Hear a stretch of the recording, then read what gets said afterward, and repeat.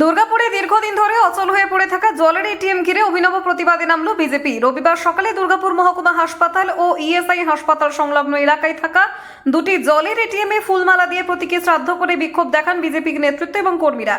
বিজেপির অভিযোগ, কয়েক বছর আগে দুর্গাপুর নগর নিগম শহরের বিভিন্ন প্রান্তে প্রায় 16টি জলের এটিএম চালু করেছিল। উদ্দেশ্য ছিল স্বল্প মূল্যে সাধারণ মানুষের কাছে বিশুদ্ধ পানীয় জল পৌঁছে দেওয়া। কিন্তু দীর্ঘদিন ধরে অধিকাংশ এটিএম অচল অবস্থায় পড়ে রয়েছে। বহুবার পৌরসভাকে জানানো সত্ত্বেও সমস্যার কোনো সমাধান হয়নি বলে অভিযোগ। এই পরিস্থিতির প্রতিবাদে রবিবার সকালে অভিনব কর্মসূচি গ্রহণ করে বিজেপি। দলের নেতা অমিতাভ বন্দ্যোপাধ্যায় এবং তরুণ দাসের নেতৃত্বে বিক্ষোভ কর্মসূচি অনুষ্ঠিত হয়।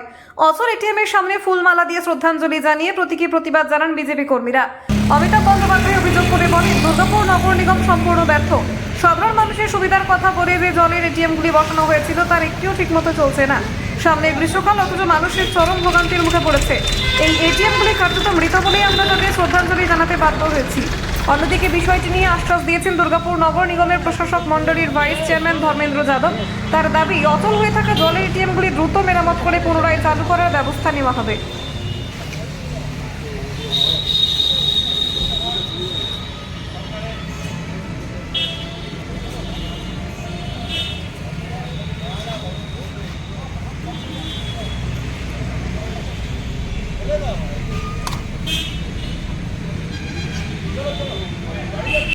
শ্রদ্ধাঞ্জলি জানালাম।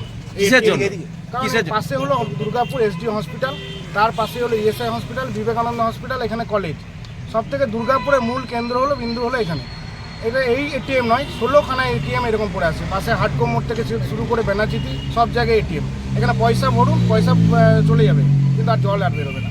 এটা আমাদের কেন্দ্র সরকার থেকে মোদিজি যে প্রকল্প, জল জীবন প্রকল্প থেকে সেখানে মানুষের পাশে পৌঁছে দিচ্ছে, কিন্তু এই অবস্থা। সেই প্রকল্প তৈরি করা হয়েছে, কিন্তু তার রক্ষণাবেক্ষণ নেই এখানে।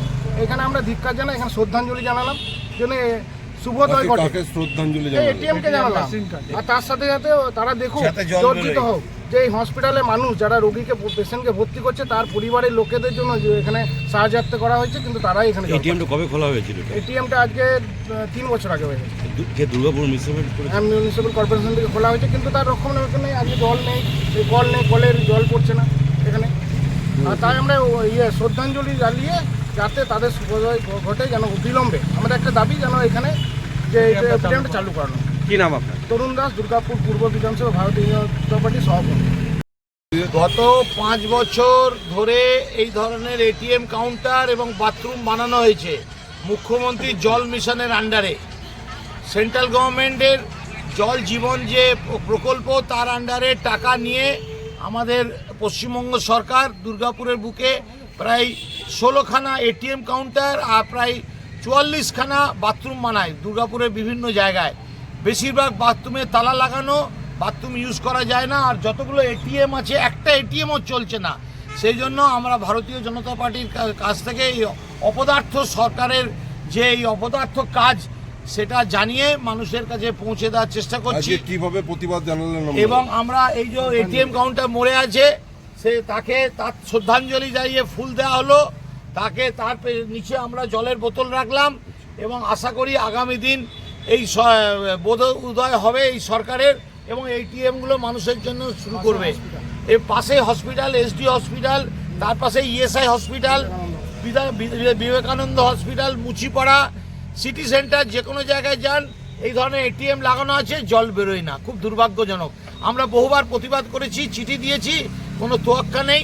সেই জন্য আজকে আমরা এই অনুষ্ঠানমূলক এই প্রতিবাদ করলাম। কি নাম আপনার? অমিতাভ ব্যানার্জি, সুশাসন বিভাগ, ভারতীয় জনতা পার্টি। ওয়াটার এটিএম কতগুলো রয়েছে? ওয়াটার এটিএম আমরা 10টার বেশি হবে বিভিন্ন জায়গায়। আমরা এজেন্সি দিয়েছিলাম এটা করার জন্য। বিভিন্ন এজেন্সি হয়তো প্রফিট হচ্ছে না, এই জন্য ওরা লক করে রেখেছে।